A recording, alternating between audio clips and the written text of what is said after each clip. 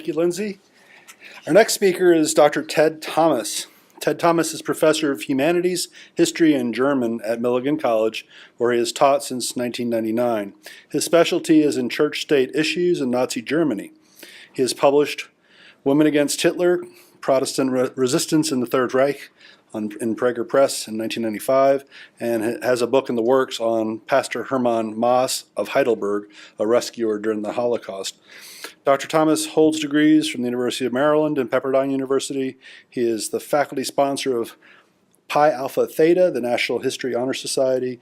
In this capacity, he publishes a daily feature called Today in Milligan History, which is where he first wrote about John Preston McConnell. McConnell was born the same year that Milligan College received its charter from the state of Tennessee. And while Radford is remembering McConnell's 150th birthday, Milligan is celebrating its sesquicentennial. So welcome, Ted.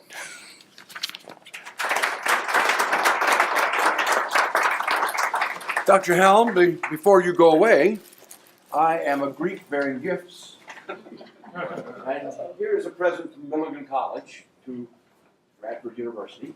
It's a book. How's that? Huh? Appropriate. For a library. This is Beside the Waters of the Buffalo, a history of Milligan College, an early history of it. And in there you'll find J.P. McConnell's name mentioned several times.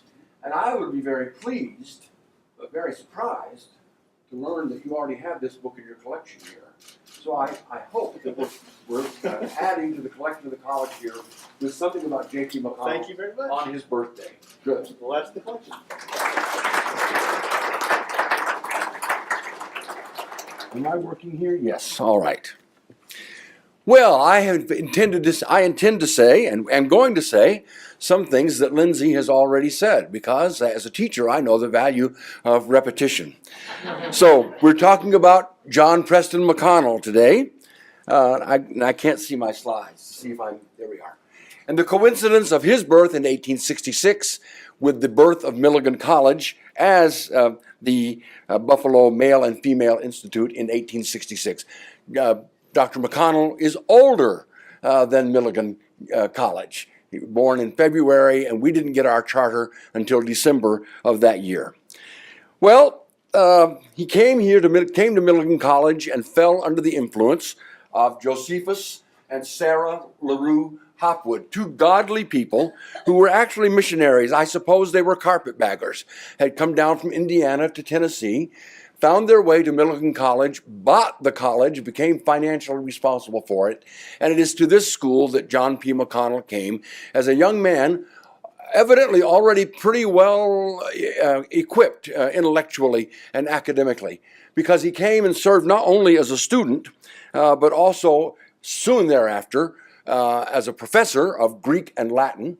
And when Dr. Hopwood went off to Nashville to become the editor of a prohibitionist newspaper and left the college, one source says, in the hands of the faculty, and another source says that J.P. McConnell served as interim president. So before he was the president of this school, he was the interim president of Milligan College. Dr. Hopwood came back, of course, and then Mr. McConnell at that time. There's a record of a master's degree, that he got a master's degree from Milligan College. I don't know what kind of master's degree that would have been like back in those days. We don't know anything about it. I can't find anything on it, but I think that Dr. Hopwood and the faculty appreciated him so much, they gave him this. He left Milligan, realizing that he needed better training, and went on then to the University of Virginia, where he wrote his dissertation in 1904 on Negroes and their treatment in Virginia from 1865 to 1867. This is a dissertation written 40 years after the end of the Civil War, a full generation after the events that he recorded as a result of his study there in Charlottesville. Virginia had not yet economically recovered from the Civil War. It was still in the throes of social readjustment as a result of the abolition of slavery and the victory of the North over the South. Now, this is the atmosphere in which Dr. McConnell wrote his dissertation, and during the debate and the promulgation of the Virginia Constitution of 1902. So what was going on? In 1900, when he began his studies here and started his research to write this dissertation, 6 other formerly Confederate states had effectively eliminated the ability of African Americans to vote. They could not do it. And Virginia wanted to be in that club. That is, the Assembly wanted Virginia to join that group of other 6 states. So they, without violating the 15th Amendment, they couldn't do that and stay in the Union. Without violating the 15th Amendment, they developed a constitution or passed laws. They passed laws that would severely limit the ability of African Americans to vote. They instituted a poll tax, which meant that poor people would have to pay to vote.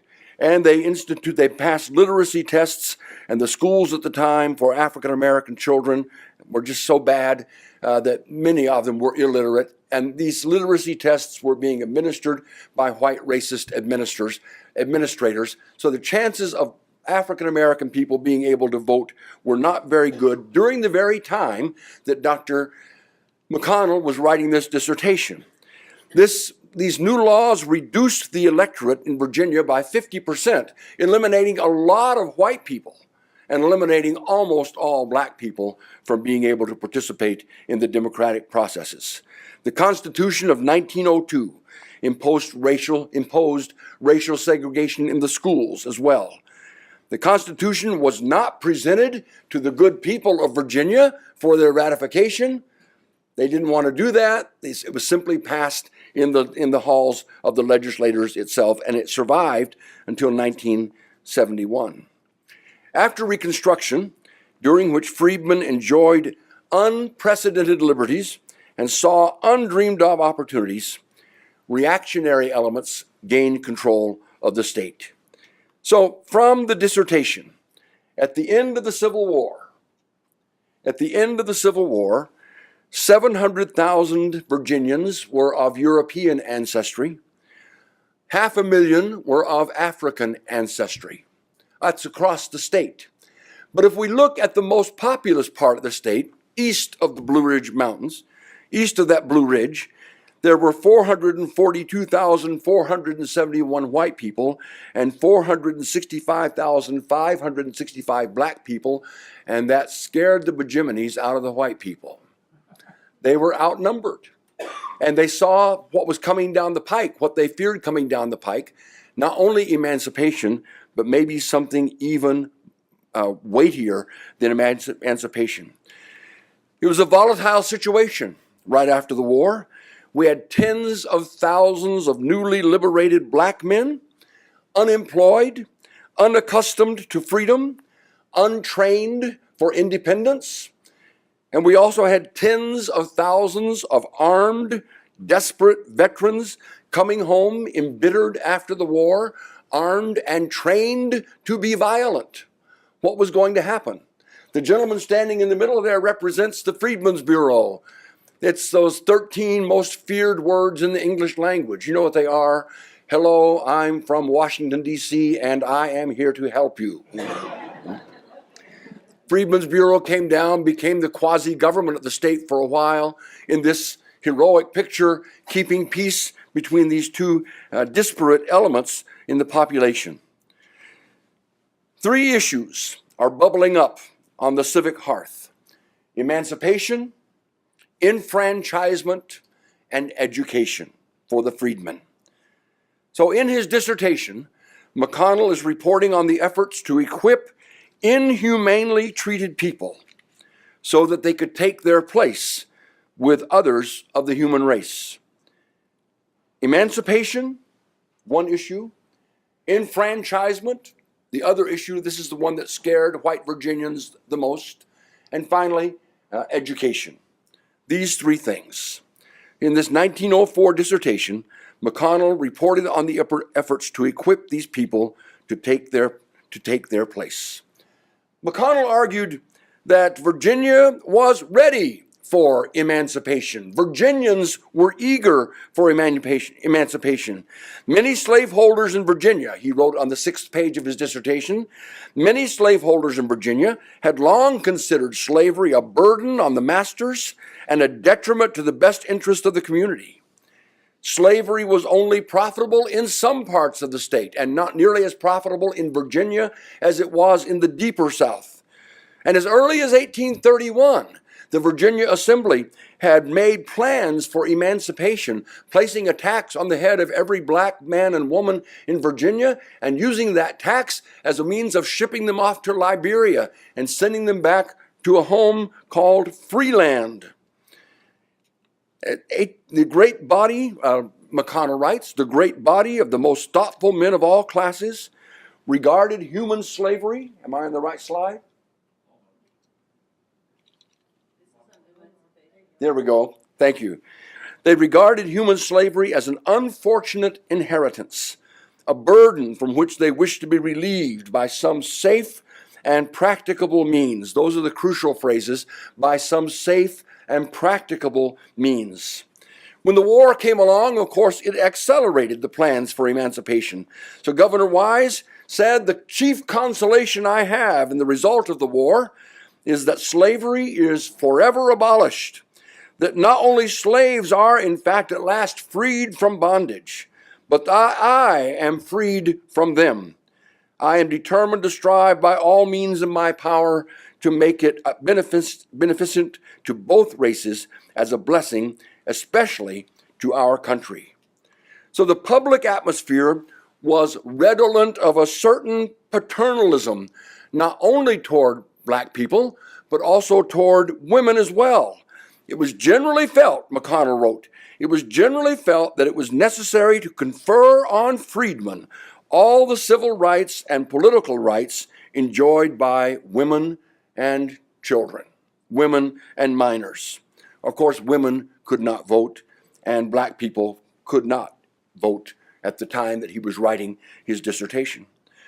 Virginia legislature refused nearly unanimously to ratify the 15th Amendment, and the 14th Amendment, which accorded full citizenship to all people born in the United States. In the Senate, it was absolutely unanimous. In the House, one person held out. Otherwise, it would have been a unanimous vote against adopting the 14th Amendment. Enough other states did it that it became the law, but Virginia held out on that. What were the difficulties? The difficulties were that freedmen were unaccustomed to their role as free laborers, able to make their own decisions about what to do and what not to do. They simply had never had those choices before, and were getting used to this kind of freedom. Number 3, their white managers were unaccustomed or inexperienced in managing free labor. And yet both were dependent on each other, particularly in the agricultural section. Those who owned the land needed the people to work the land. If the land was not worked, the crops would not come in and famine would ensue in the state. So it's not a spirit of independence, but a spirit of interdependence that was necessary. So McConnell describes the attitudes of the time. He describes the most recently emancipated laborers as disinclined to go back to the work on the farms and their old occupations. Somehow they thought liberty and freedom might mean something more than doing the same thing that they had always done. And for most of them, McConnell writes, freedom and idleness were synonymous. United States Army officers with the Freedmen's Bureau tried to impress on the freedmen that now that they are free, they might even have to work harder than they had worked before. And we have these telling words, these important words from J.P. McConnell. Negroes as a race have demonstrated their incapacity for independent enterprise and the direction of their own labor. And yet, this is important, many of them who were especially endowed by nature or had enjoyed superior advantages in slavery were successful and respected men of business. Most Virginians had, he wrote in 1904, Most Virginians had and still have very definite ideas of what a Negro's place is.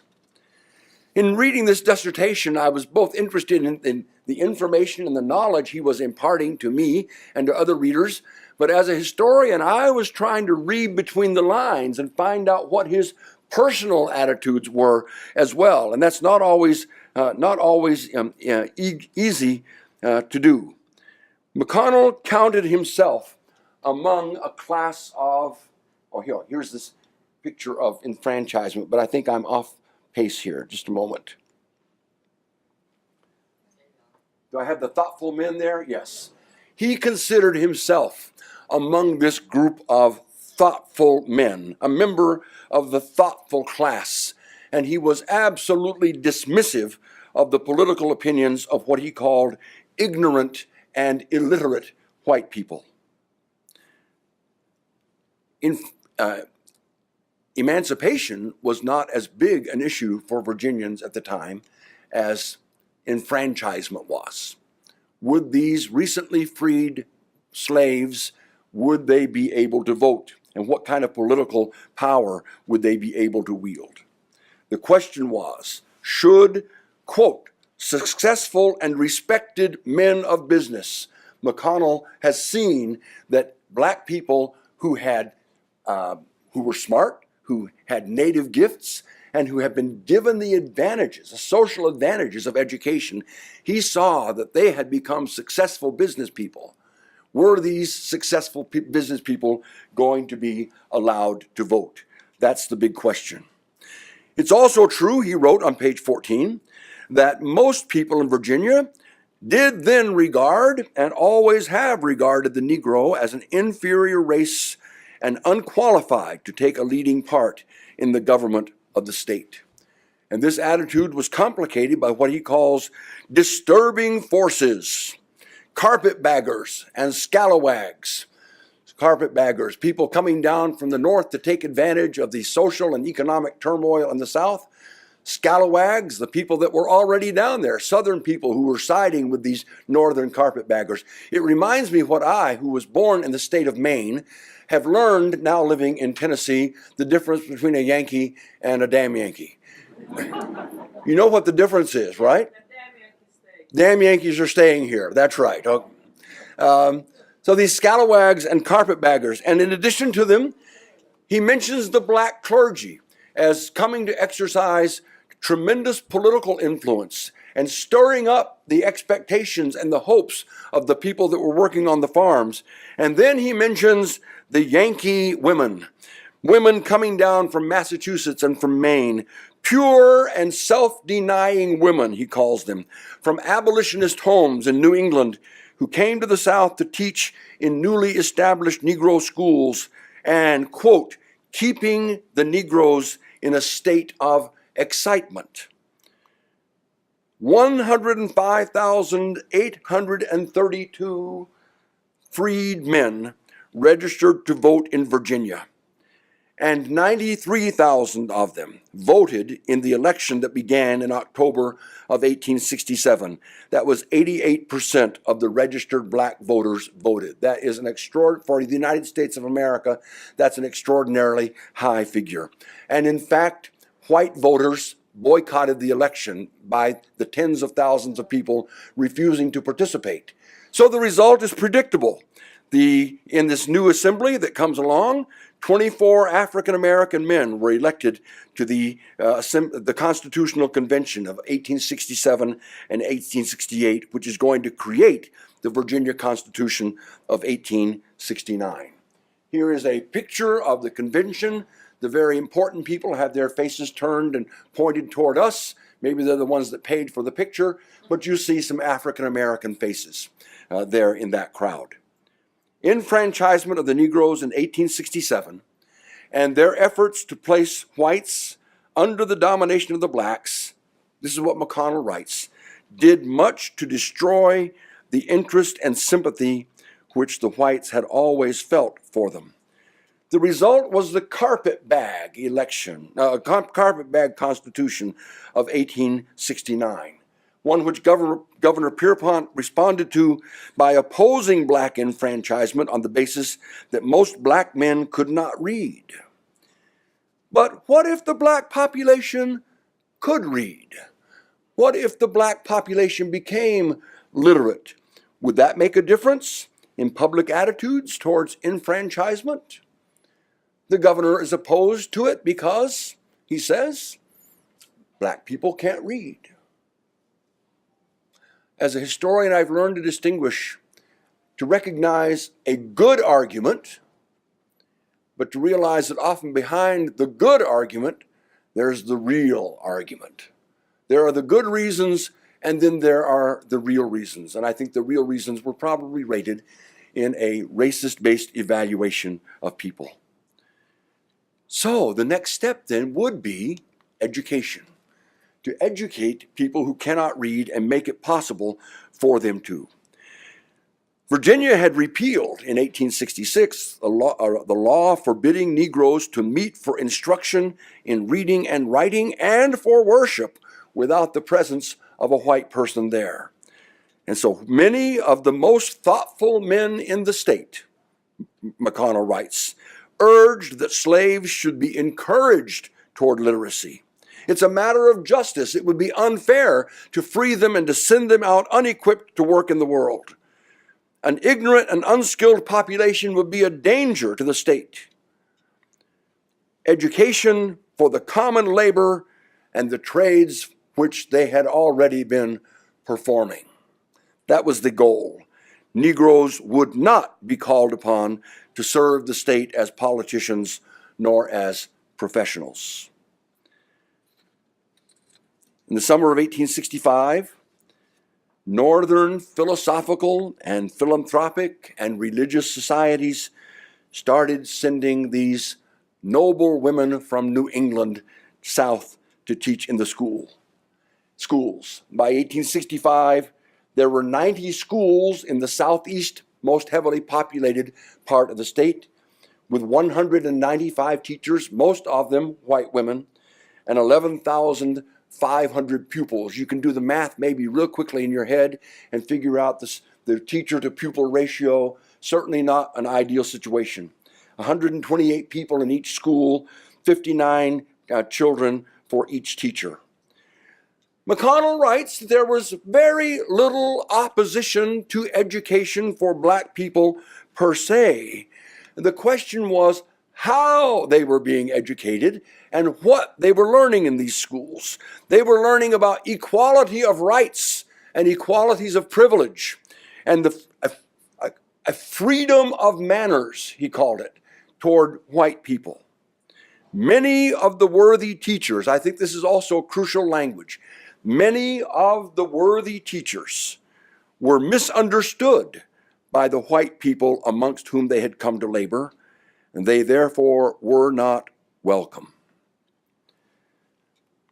McConnell's evaluations of the situation: chagrin at defeat, hatred toward the conquerors, hostility to the proposed new status of the Negro, opposition to the form and spirit of the education being given to the freedmen, disqualified in a large measure the whites from correctly estimating the teachers and the schools. The state legislature in its sessions of 1865 and 66 and 66 and 67 made no new provision for the education of either whites or blacks. All of the schools were private schools, none of them being supported by state tax money. There's one other element of the education that has to do with apprenticeships, practical education. Every minor, this was the law in 1866, every minor bound an apprentice should be taught not only some business or trade, but also reading, writing, and common arithmetic issues. So black apprentices were supposed to be treated just like white apprentices. What they were afraid of, what the Freedmen's Bureau was afraid of, is that this would result in de facto involuntary servitude, that young black men particularly would find themselves doing the same kind of work their fathers and grandfathers had been done at similar remuneration, almost none at all. Young freedmen, J.P. McConnell says, young freedmen were at the time a very unreliable class of laborers because they had not had the social advantages of, chief among them, of literacy. And so his conclusions, aligning himself with the thoughtful class, meant that he was a Southern gentleman, a white Southern gentleman, perhaps naive about the true condition under which the freedmen were living, but still, compared with most of the people that he was with, relatively liberal, relatively open-minded, relatively willing to embrace changes in the social structure of his day. He argues that relations between whites and blacks were improving in 1866 and 1867. They were improving until the Reconstruction Acts got passed up in Washington, D.C., and that destroyed the confidence and the good feeling that had existed between the two races. That seems to me to be a bit naive. But then he says, these struggles engendered political and racial passions and antipathies that have not subsided after a generation. That is, they have not subsided while I'm sitting at the desk writing this dissertation. These final points. J.P. McConnell wrote his dissertation in the midst of racial passions and antipathies. That's a phrase that he had used to describe what was going on in 1865. It was still going on as he writes his dissertation. It appears to me to even decide, as a young man, to even decide to tackle this subject in a doctoral dissertation was a brave and progressive thing to do. He acknowledged that slaves who had had the superior advantages had become successful and respected men of business. And he appreciated the worthy teachers who came to offer these superior advantages of education to the recently freed slaves. And he saw as the key to equality for all, education. Thank you very much.